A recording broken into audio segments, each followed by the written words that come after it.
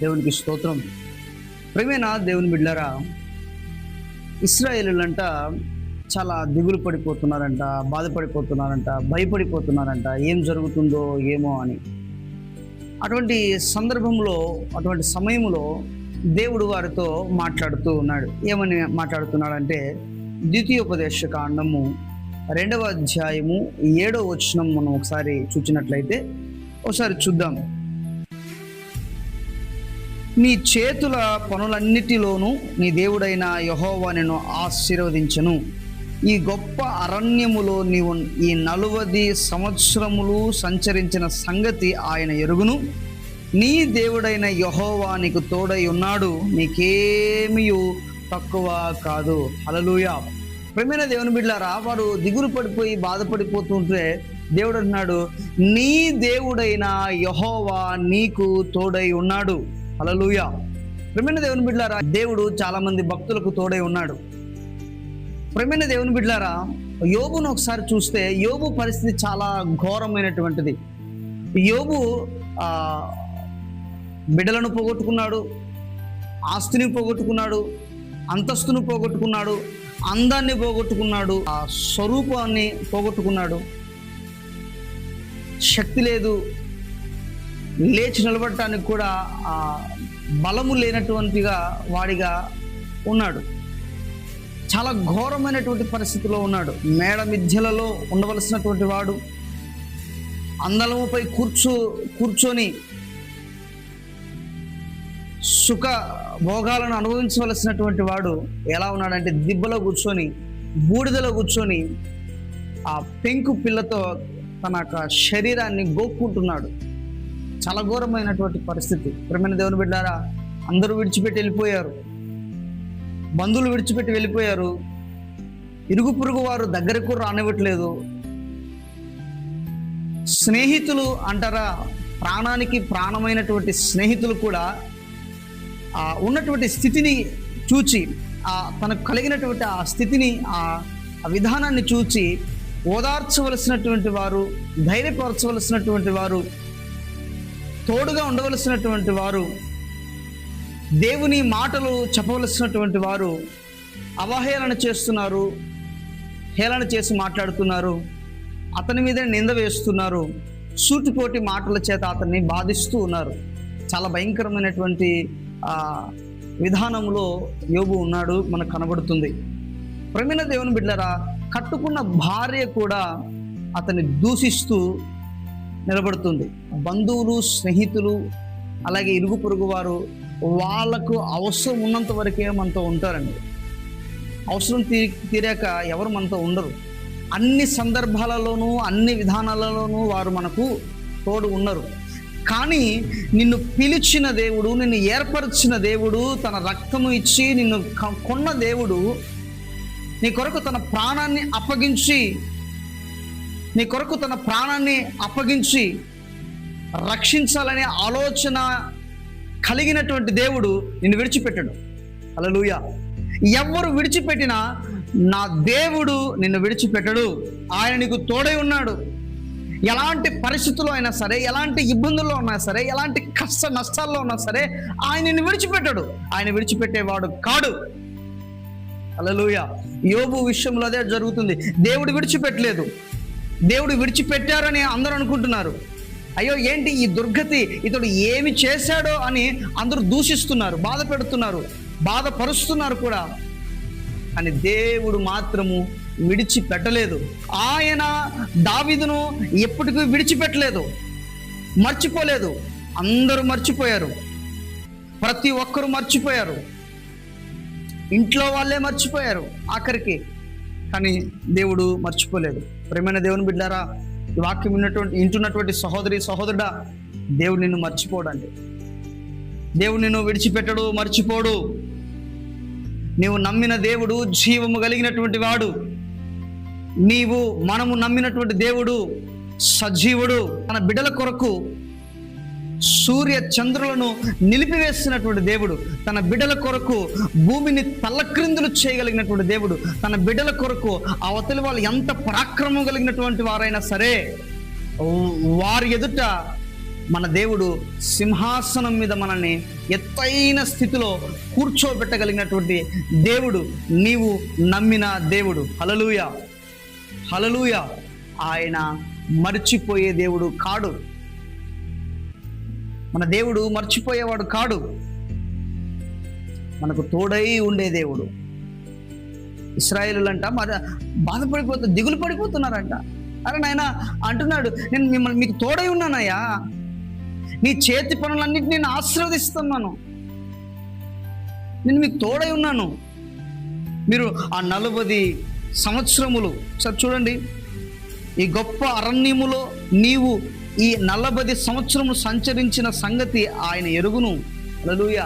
అంటే ఆ 40 సంవత్సరాలు వారు ఏవి తిన్నారో, ఏవి త్రాగారో, ఎలాంటి కష్టాలు పడ్డారో, ఎలాంటి మార్గాలలో ప్రయాణం చేశారో, ఎలాంటి సిచ్యువేషన్లు వాళ్ళు ఫేస్ చేశారో, ఎలాంటి వ్యక్తులను వారు వారు వారు వారు ఎదుర్కొన్నారో, ఇవన్నీ దేవునికి తెలుసు.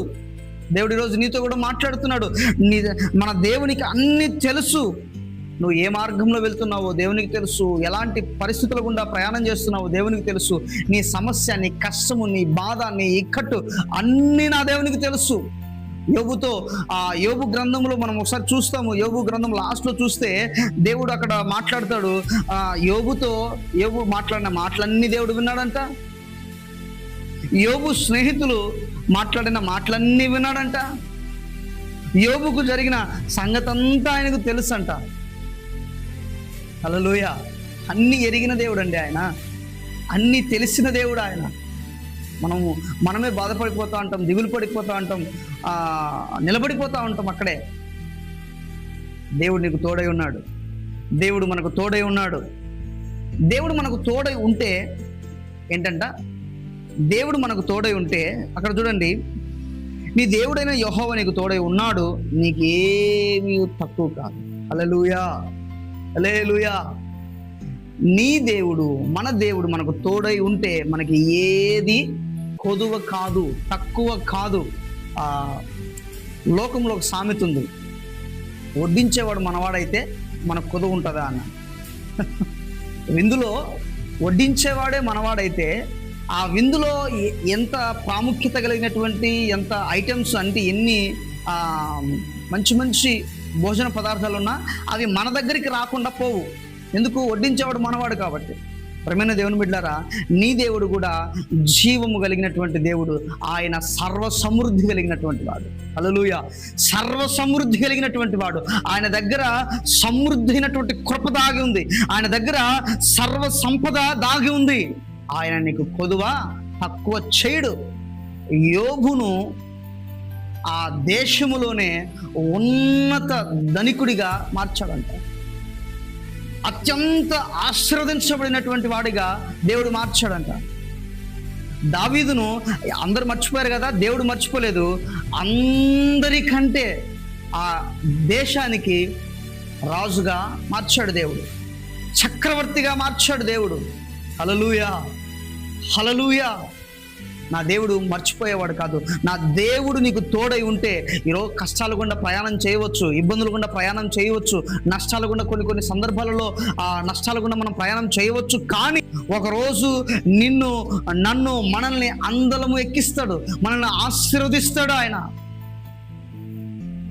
నిజముగా దేవుడు మనకు తోడై ఉంటే ఏది కొదువ కాదండి. హల్లెలూయా, హల్లెలూయా. మరి దేవుడు మనకు తోడై ఉన్నాడా లేదా అని మనమే ఆలోచన చేసుకోవాలి. ప్రియమైన దేవుని బిడ్డలారా, ఈ మార్గములో దేవుడు నీకు తోడై ఉన్నాడా? ఈ యాత్రలో దేవుడు నీకు తోడై ఉన్నాడా? దేవుడు చెప్పిన మాట ప్రకారంగా నువ్వు నడుస్తున్నావా? దేవుడు చూపించిన దర్శనం ప్రకారంగా నువ్వు నడుస్తున్నావా? దేవుడు నీకు ఏదైతే దర్శించాడో, ఏదైతే వాగ్దానం చేశాడో, ఏదైతే నీతో మాట్లాడి నిన్ను ఉద్ధరించాడో, నిన్ను ధైర్యపరిచాడో, నీ చేయి పట్టుకుని నీ భుజము తట్టి నీతో మాట్లాడాడో, ఆ మాట ప్రకారంగా, ఆ దర్శనం ప్రకారంగా, ఆ మార్గం ప్రకారంగా నువ్వు నడుస్తున్నావా, నువ్వు వెళ్తున్నావా అనేది మనమే సరిచూసుకోవాలి. ఈ ఆత్మీయ యాత్రలో మనం కూడా చేస్తున్నాం. ఈ మార్గంలో దేవుడు మనకు తోడై ఉన్నాడా లేకపోతే విడిచిపెట్టి వెళ్ళిపోయాడా? ఆయన చెప్పిన మార్గంలో నడిస్తే ఆయన తోడై ఉంటాడు. మన ఇష్ట ప్రకారంగా మనం ఉంటే దేవుడు మనకు తోడుగా ఉండడు. గమనించండి, దేవుడు నీతో ఈరోజు మాట్లాడుతున్నాడు, మనతో మాట్లాడుతున్నాడు. నువ్వు ఆయన సన్నిధానంలో ఆయన చెప్పిన మాట ప్రకారం నడిస్తే ఆయన ఒకరోజు నిన్ను అందలం ఎక్కిస్తాడు. ఆయన ఒకరోజు నీ శత్రువుల ఎదుట నీకు భోజనమును సిద్ధపరుస్తాడు. ఆయన ఒకరోజు ఆ నిత్య రాజ్యములో నేను నిలబెడతాడు. హల్లెలూయా, హల్లెలూయా. నీ కొరకు ప్రాణం పెట్టిన దేవుడు అండి, చేయి విడిచిపెట్టేవాడు కాదు. నీ కొరకు తన రక్తాన్ని ఈ భూమి మీద ధారలు ధారలుగా చిందించినటువంటి దేవుడు. ఆయన మర్చిపోయేవాడు కాడు. భక్తులు దేవుని మాట ప్రకారంగా, దేవుడు చూపించిన దర్శనం ప్రకారంగా నడిచి విజయం సాధించారు. ఆయన బోధించినటువంటి విధానాలలో మనం నడిచి విజయము పొందుదాం. దేవుని యొక్క సహాయాన్ని, దేవుని యొక్క తోడును కలిగినటువంటి వారమై సియోనులో నిలబడదాం. హల్లెలూయా, హల్లెలూయా. దేవుడు ఈ మాటలు దీవించును గాక. ఆమేన్. మహాపరిశుద్ధుడైన తండ్రి, ప్రేమ కలిగిన మా రాజా, మా విమోచకుడా, నీకు వందనాలు, స్తుతులు, స్తోత్రాలు చెల్లించుకుంటున్నాం నాయన. కనికరించండి.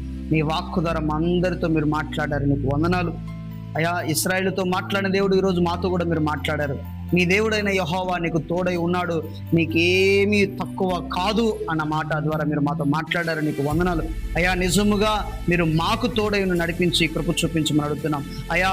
నీవు తోడై ఉన్న భక్తులు ఏనాడు ఆగిపోయినట్లు కానీ, నిలిచిపోయినట్లు కానీ, అవమాన పాలైనట్లు కానీ ఎక్కడ మేము చదవలేదు, చూడలేదు ప్రభువా. అయా, నీ పిల్లల కోసము నాయన నీవు ఈ భూమిని తల్లక్రిందులు చేయగలిగిన దేవుడవు నాయన. అయా, సముద్రాన్ని దాటించగలిగిన దేవుడవు నాయన. అయా, నదులను ప్రభా ఏకరాశిగా నిలిపిన దేవుడవు నాయన. గొప్ప దేవుడవు గనుక ప్రభా అయా, నీవు మాకు తోడైను నడిపించండి అయా. అందలమును ఎక్కించండి, మమ్మల్ని ఆశీర్వదించండి, దీవించమని అడుగుతున్నాం అయా. మీ తోడు కలిగినటువంటి వారమై మేము నిలబడుటకు ఏమీ కొదువ కాకుండా, తక్కువ కాకుండా నిలబడుటకు మీరు కృప చూపించమని, ఈ వాక్యం వింటున్నటువంటి సహోదరి సహోదరులను మీరు అందరిని దీవించి ఆశీర్వదించి కృప చూపించమని అడుగుతున్నాం అయ్యా. నీవు చూపించిన మార్గాలలో మేము నడుచుటకును కృప చూపించమని అయ్యా. విజయోత్సవాలతో అయ్యా మేము నిలబడుటకు సహాయం చేసి ముందుకు నడిపించి కృపలను గురించి మహిమ పొందమని మా రక్షకుడు, విమోచకుడు అయినటువంటి యేసుక్రీస్తు నామములో వేడుకొనుచున్నాం మా పరమ తండ్రి. ఆమేన్, ఆమేన్.